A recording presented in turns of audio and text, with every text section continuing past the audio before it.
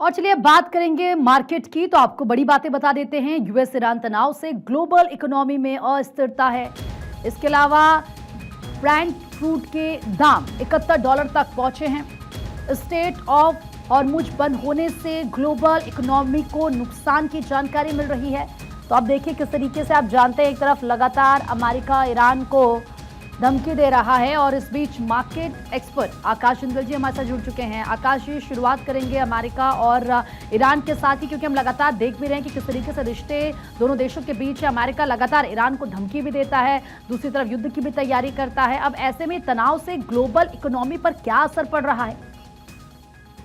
बहुत आपने सही शुरुआत की है। बिल्कुल यही हो रहा है। यूएस ईरान के बीच में टेंशन बढ़ी हुई है। अब ये टेंशन अगर किसी तरह की स्ट्राइक्स में कन्वर्ट होती है तो ग्लोबल इकोनॉमी के लिए बहुत नुकसान हो सकता है, क्योंकि हमें नहीं भूलना चाहिए, बात यहाँ सिर्फ ईरान की नहीं है।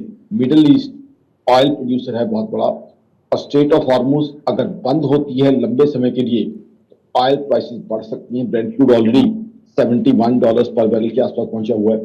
WTI क्रूड भी पड़ा हुआ है, और दिक्कत सबसे ज्यादा हमारे लिए आ सकती है। हिंदुस्तान की इकोनॉमी, मेरी ऑर्गेनाइजेशन आकाश का मानना है, बहुत अच्छे से परफॉर्म कर रही है, बहुत बढ़िया चल रही है। बट ये एक्सटर्नल फैक्टर्स, अगर यूएस ईरान के बीच में टेंशन बढ़ती है, स्ट्राइक्स होती हैं, हमारे लिए दिक्कतें बढ़ सकती हैं, क्योंकि ब्रेंट क्रूड बढ़ सकता है।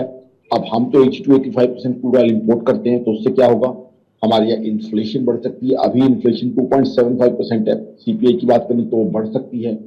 दूसरा क्या है, हमारा करंट अकाउंट डेफिसिट, वहां इशू आ सकता है।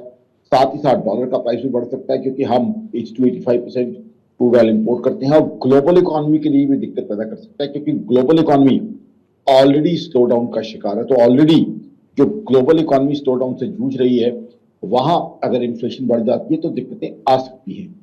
अब देखना यह है कि यूएस ईरान के बीच में जो कुछ हो रहा है, अल्टीमेटली वो किस तरीके से, किस करवट जो है किस तरीके से चीजें जो है आगे जो है अनफोल्ड होती हैं, ये देखना बहुत जरूरी है। और अगर चीजें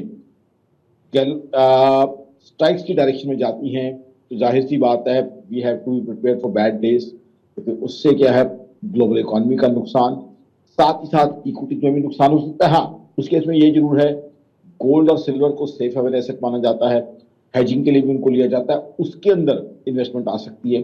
गोल्ड और सिल्वर के दाम बढ़ सकते हैं, रियल एस्टेट के प्राइसेस भी डाउन जा सकते हैं, और इक्विटीज के प्राइसेस तो काफी डाउन जा ही सकते हैं। बिकॉज जाहिर सी बात है, जब इकोनॉमिक एक्टिविटी के ऊपर इम्पैक्ट आएगा तो इक्विटीज जो है के ऊपर इम्पैक्ट आने की काफी पॉसिबिलिटी हो सकती है। तो I think we have to watch कि क्या होता है, किस तरीके से होता है। हिंदुस्तान की जहां तक बात करें, जी, हम लगातार बहुत अच्छी परफॉर्मेंस कर रहे हैं, बट ग्लोबल इकोनॉमी को तो देखने को। ठीक है सर, बहुत बहुत शुक्रिया अपनी राय हमारे साथ शेयर करने के लिए, अपने व्यूज हमारे साथ शेयर करने के लिए।